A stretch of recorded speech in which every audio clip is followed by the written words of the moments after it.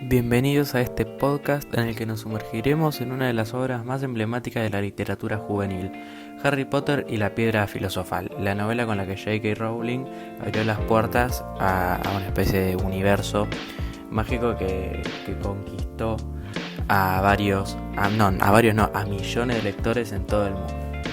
Pero hoy no solo vamos a hablar de su historia, de su trama, sino que también vamos a verla y vamos a trabajarla junto con la teoría que tenía Rosemary Jackson sobre el fantasy. Lo primero que debemos tener en cuenta es que Rowling no inicia su relato en un lugar asociado a lo fantástico, como si fuera, un castillo, o un castillo encantado, o un bosque lleno de criaturas mágicas, por ejemplo un unicornio, sino que es algo en un lugar más corriente, en un lugar que tranquilamente existe en la realidad, como es en el caso del libro Privet Drive, que es una calle en los suburbios de Little Winging. Ahí vive Harry Potter con los Dursley, que los Dursley es su familia, pero que como no es en sí su familia cerrada, ya que no es un hijo directo de los Dursley, más bien es su sobrino, ellos lo maltratan y lo marginalizan. Pero sin embargo, este marco es fundamental, porque según Rosemary Jackson, el fantasy surge del choque entre lo cotidiano, en este caso la vida de los Dursley en Privet Drive, y lo imposible. O sea, no se trata de dos mundos que existen pero que no se conectan, sino de una irrupción de lo extraordinario dentro de lo ordinario o lo cotidiano. Y esto es justamente lo que ocurre en el primer capítulo. Mientras Vernon Dursley conduce su trabajo, él ve a un gato leyendo un mapa. Más tarde se cruza con personas vestidas con túnicas en la calle.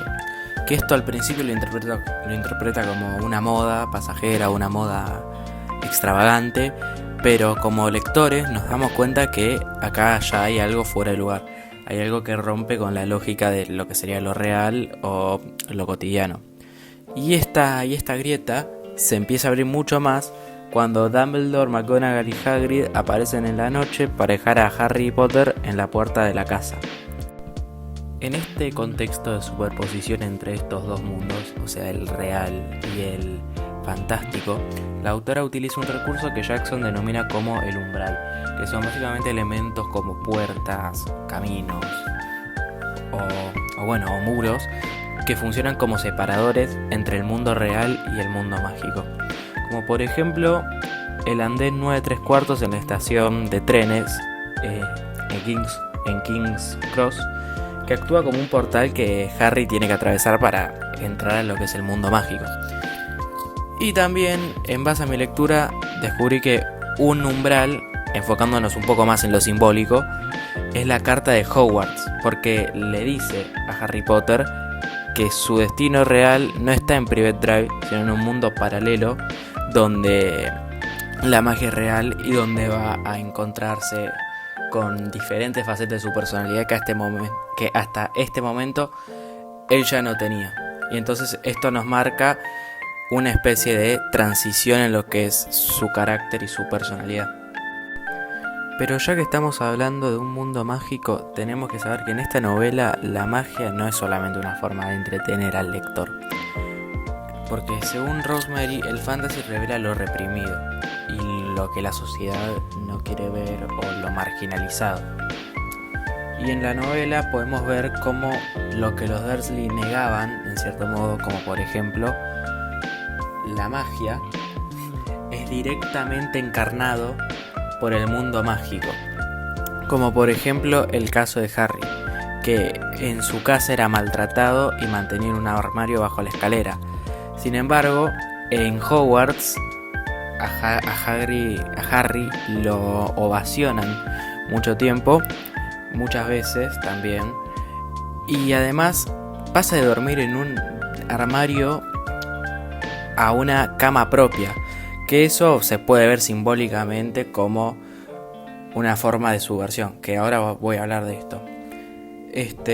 Y bueno, justamente con estas maniobras que hizo la autora, el fantasy actúa como un mecanismo de subversión porque le da voz y al mismo tiempo ayuda a quien ha sido de alguna forma atacado o marginalizado por el mundo cotidiano.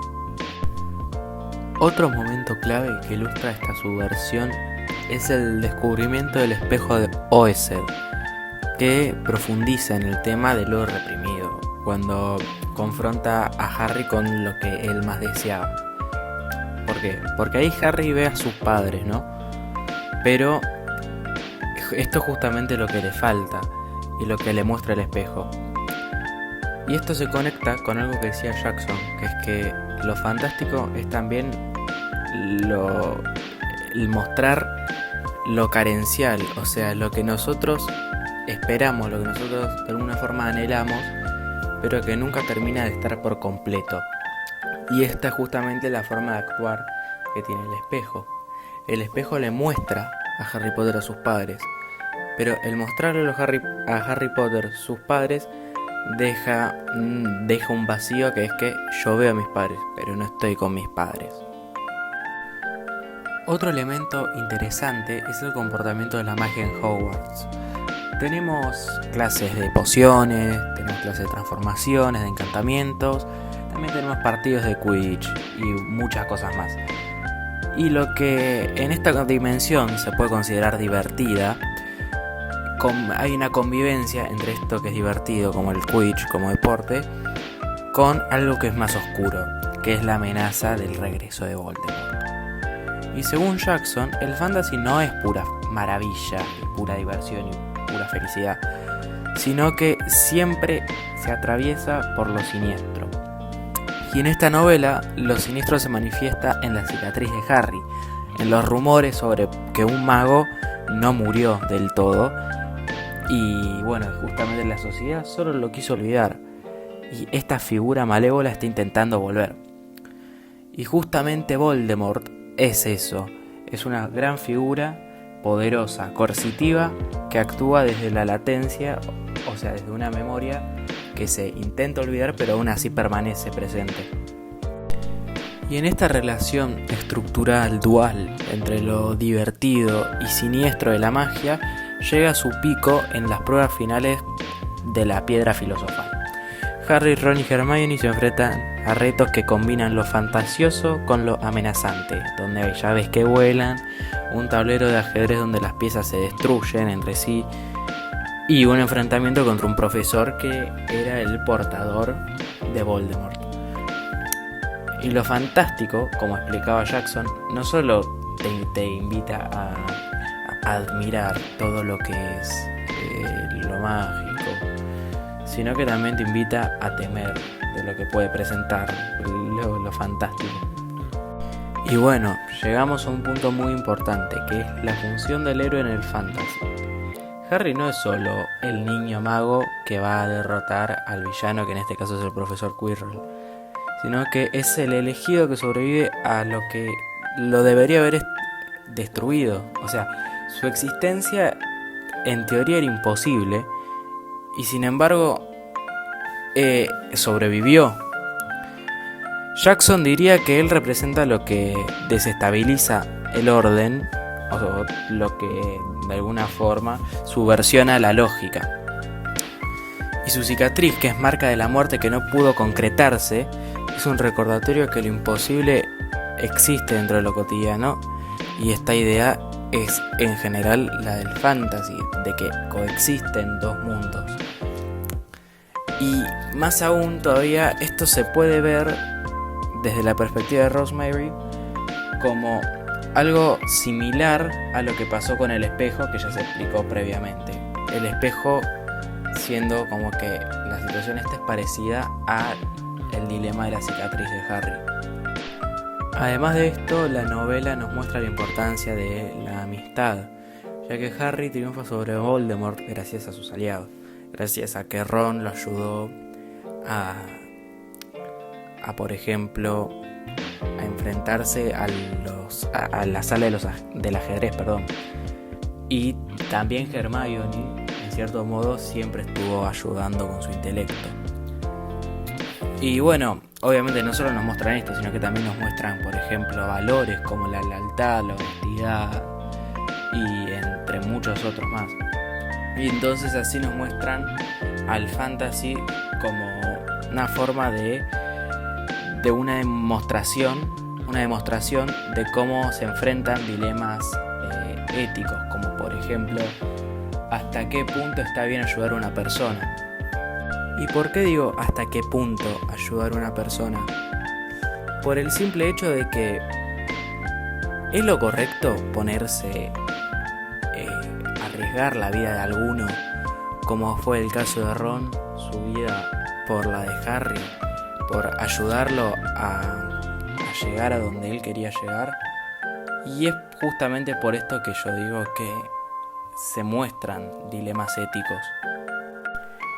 Al concluir el libro, Harry regresa a Private Drive para pasar las vacaciones con los Dursley.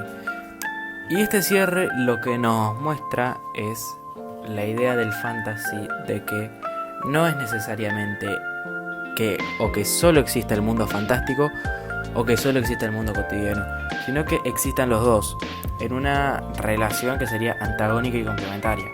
Antagónica en el sentido que son dos cosas completamente diferentes, y complementaria que es que aunque sean diferentes se complementan, porque no podés saber qué es lo cotidiano sin saber qué es lo fantástico, ni viceversa.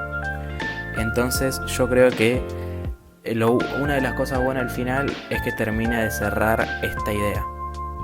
Y bueno, dicho haya sido esto, espero que les haya gustado este recorrido que comparamos y vimos cómo se refleja la teoría de Rosemary Jackson del fantasy en Harry Potter y la Piedra Filosofal. Entonces, espero que les haya gustado.